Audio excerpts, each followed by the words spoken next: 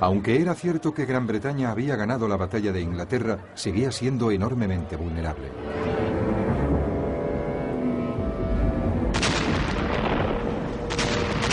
Noche tras noche sus ciudades eran golpeadas por la Blitzkrieg o guerra relámpago nazi. Sus líneas de abastecimiento por mar estaban siendo constantemente atacadas. Churchill necesitaba más ayuda. Y solo había un país que pudiera proporcionarla: Estados Unidos.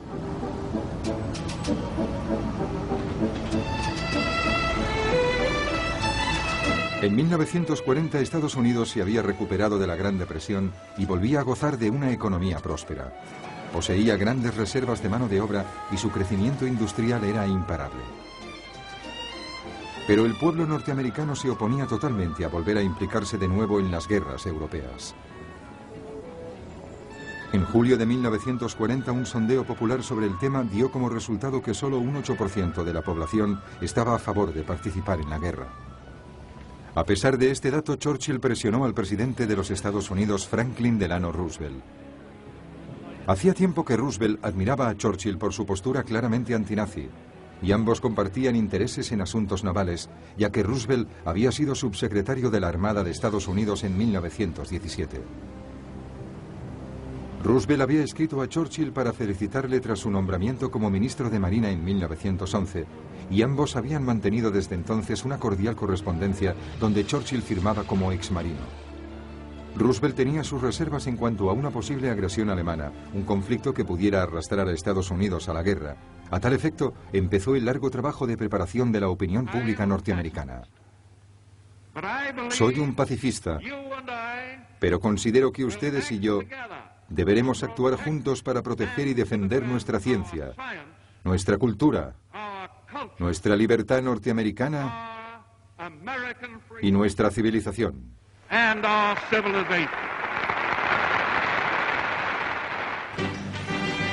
En julio de 1940, Roosevelt consiguió la aprobación del Congreso para ampliar la Armada norteamericana, incluyendo la construcción de 6 grandes acorazados y un nuevo tipo de portaaviones. Al mes siguiente, el Congreso también aceptó que la Guardia Nacional y otras reservas pudiesen ser llamadas a filas para un año de servicio activo. En septiembre se acordó una gran ampliación de las Fuerzas Armadas que ascendía a 150.000 hombres para el ejército de Estados Unidos, de los cuales un número limitado de reclutas era escogido por sorteo. El primer número, sacado por el secretario de Guerra, es el número de serie 158.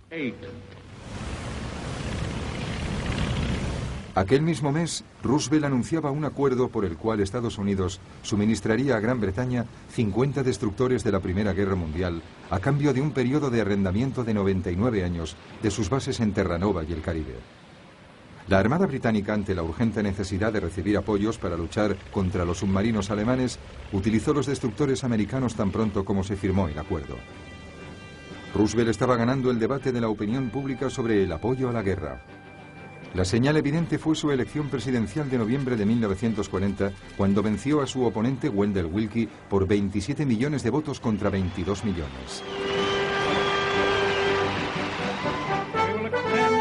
A finales de año, Roosevelt se dirigió al pueblo norteamericano, exponiendo las 4 libertades que él consideraba fundamentales y que Gran Bretaña estaba luchando por mantener: libertad de expresión, de religión, ante la necesidad y ante el miedo. Para salvar estas 4 libertades, Estados Unidos debía convertirse en el arsenal de las democracias, es decir, tenía que armar a Gran Bretaña. Os enviaremos un número siempre creciente de barcos, aviones, tanques y armas. Este es nuestro objetivo y será nuestro compromiso. Pero algunos norteamericanos se mantuvieron en su posición inicial de no apoyar en la guerra a Gran Bretaña. Uno de los más categóricos fue el embajador norteamericano en Londres, Joseph Kennedy, padre del futuro presidente John Fitzgerald Kennedy. Era un hombre de negocios irlandés que había conseguido una gran fortuna con el contrabando de bebidas alcohólicas durante la ley seca. Kennedy odiaba a los ingleses y aprovechaba cada ocasión que se le presentaba para asegurar que pronto se verían obligados a rendirse. Sin embargo, la virulencia de Kennedy era contrarrestada por la admiración creciente que muchos norteamericanos sentían ante el coraje mostrado por el pueblo británico durante el ataque alemán. En particular, las emisiones del corresponsal de la CBS en Londres, Ed Marrow, ayudaron a cambiar la opinión pública.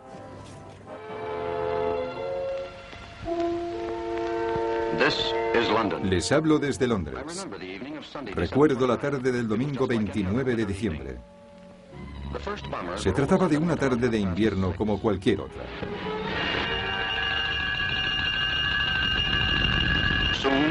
Los primeros bombarderos ya sobrevolaban Londres a las 6:30 de la mañana. El fuego se extendió rápidamente. Podía verse desde las ventanas de los pisos más altos.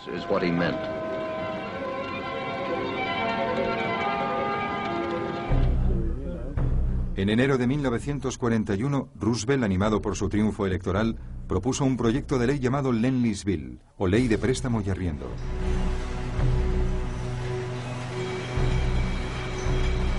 Estados Unidos suministraría armas y material de guerra a Gran Bretaña y China. Esta última todavía luchaba desesperadamente contra los invasores japoneses. El pago por estos suministros quedaría aplazado.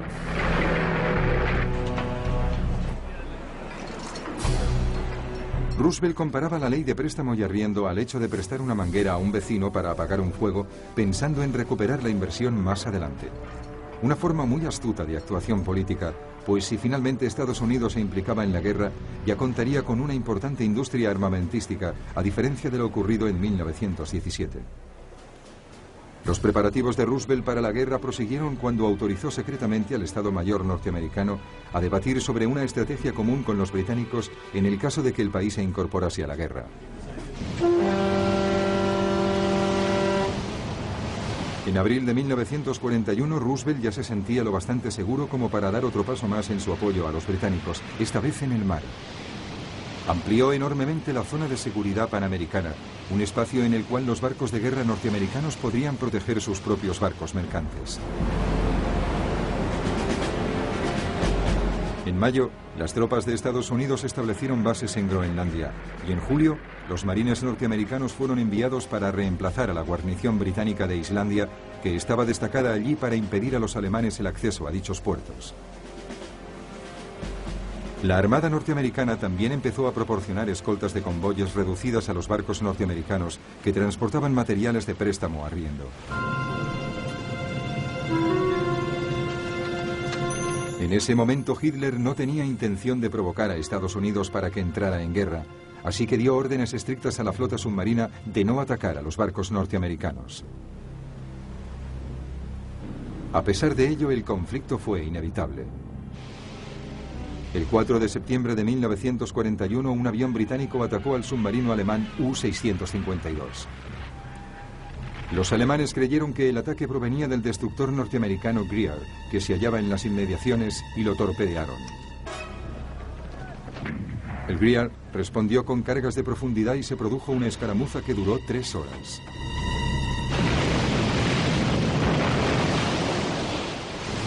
A pesar de que no hubo hundimientos, la tensión entre los dos bandos había aumentado claramente.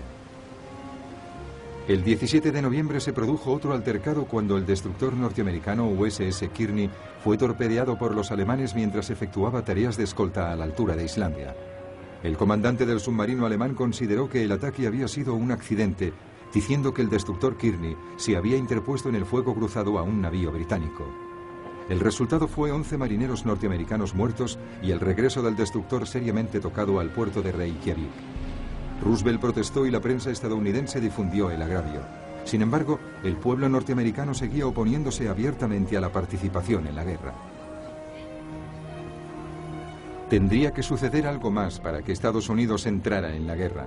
Así que unas semanas más tarde, a finales de 1941, la situación cambiaría completamente en un solo día. Hasta ese momento, Gran Bretaña tendría que seguir luchando sola. Pero tenía la suerte de contar con una sorprendente arma.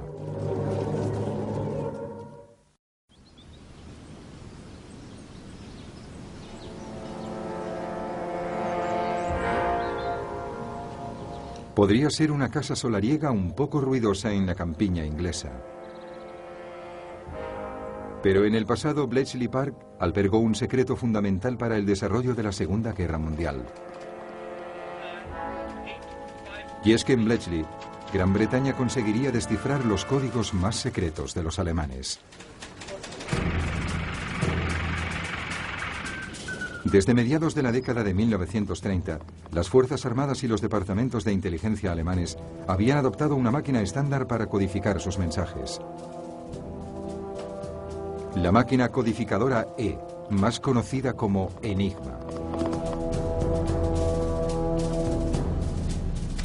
Fue desarrollada a inicios de los años 20 como una herramienta práctica para que los hombres de negocios pudiesen mantener en secreto sus mensajes comerciales. Estaba accionada por una batería y sus mensajes eran transmitidos en Morse para ser descifrados por otra máquina Enigma en el extremo receptor.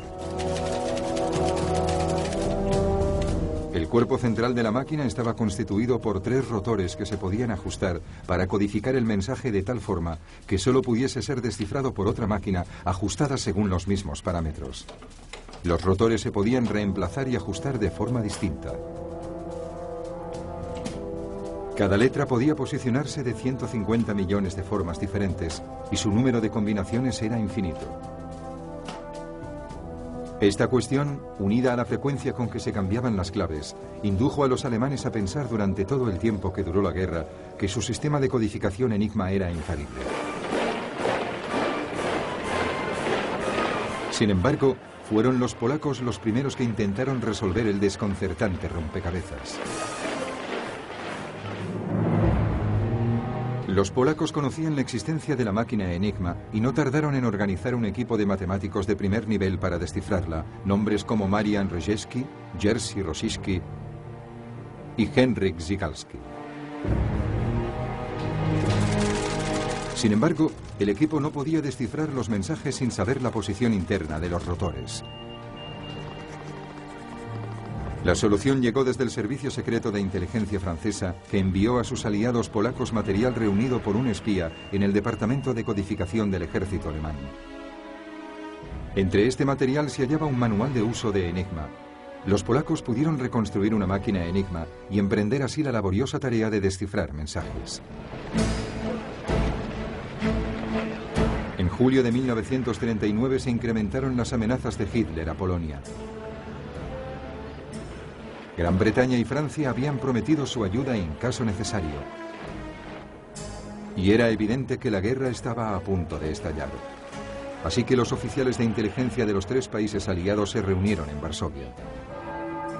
Allí, británicos y franceses se quedaron atónitos al ver los progresos que los polacos habían hecho para decodificar Enigma, y aceptaron el envío de 2 de sus máquinas reconstruidas a Londres. Tan solo 2 semanas antes de que Polonia fuese invadida por los alemanes, las 2 máquinas Enigma fueron entregadas en Londres a los aliados.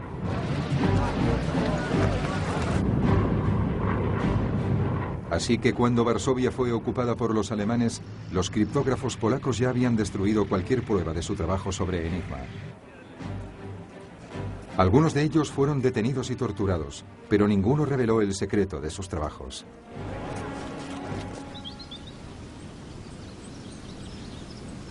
La tarea iniciada por los polacos fue retomada entonces por los británicos y su Escuela Gubernamental de Códigos y Cifras de Bletchley Park, en las afueras de Londres.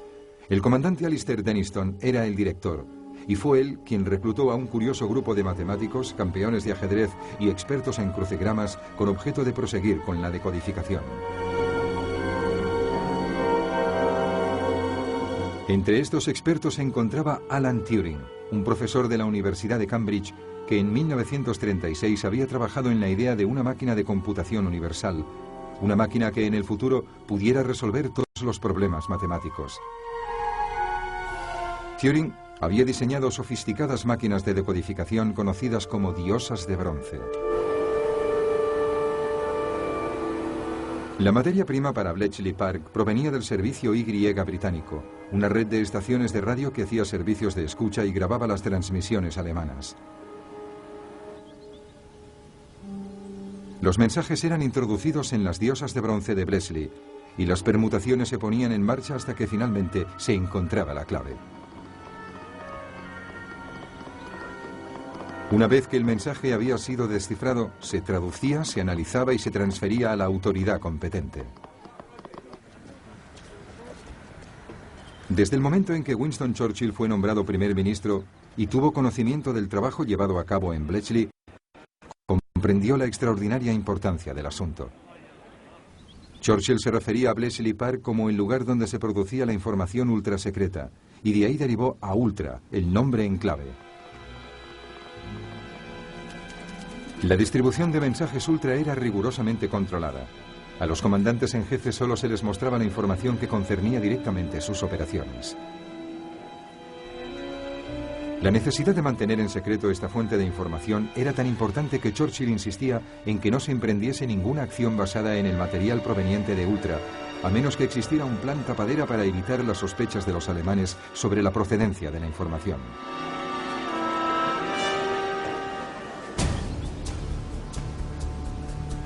Otro elemento fundamental de la operación de Bletchley, después de descifrar y evaluar el material, era mantener el control de este.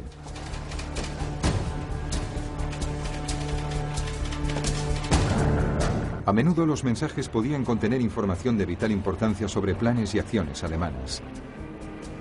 Toda la información se archivaba a partir de un complejo sistema de fichas indexadas, y del que constantemente se extraían respuestas a toda clase de preguntas.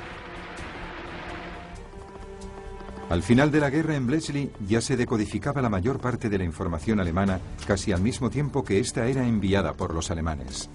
En broma solía decirse que un comandante alemán hubiera obtenido sus órdenes más deprisa llamando directamente a Bletchley Park. El material de Ultra se convirtió en una parte vital del esfuerzo realizado por los aliados en la guerra. Un buen ejemplo de la importancia se pudo comprobar el 8 de junio de 1940. Cuando el portaaviones británico Glorious estaba escoltando a los convoyes que retiraban las tropas aliadas desde Noruega, Bletchley descifró señales que indicaban que los cruceros de combate Scharnhorst y Gneisenau se estaban aproximando a dicha posición. El aviso de alerta fue enviado de inmediato a la sede de la Royal Navy, pero allí no atendieron la información con la misma precisión con que les había sido transmitida y no la transfirieron.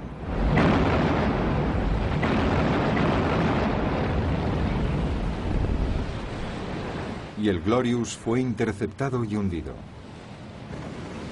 La Armada Británica había aprendido por la fuerza lo importante que podía llegar a ser el tipo de información ultra. El error no volvería a repetirse nunca más.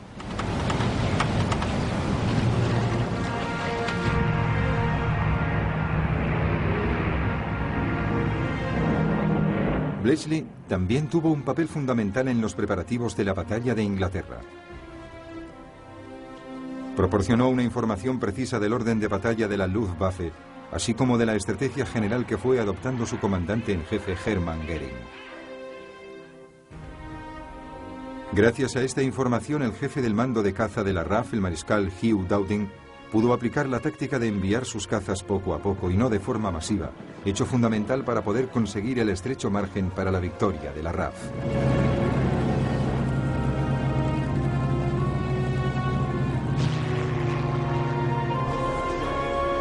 Mientras en 1941 Gran Bretaña proseguía su combate en solitario,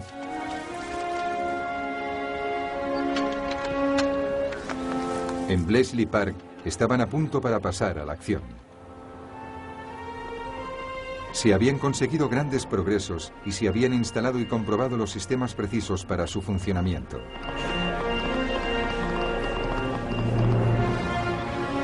En los años siguientes, Ultra y el trabajo de Bletchley Park demostrarían ser vitales para las victorias aliadas. Victorias que todavía estaban muy lejos.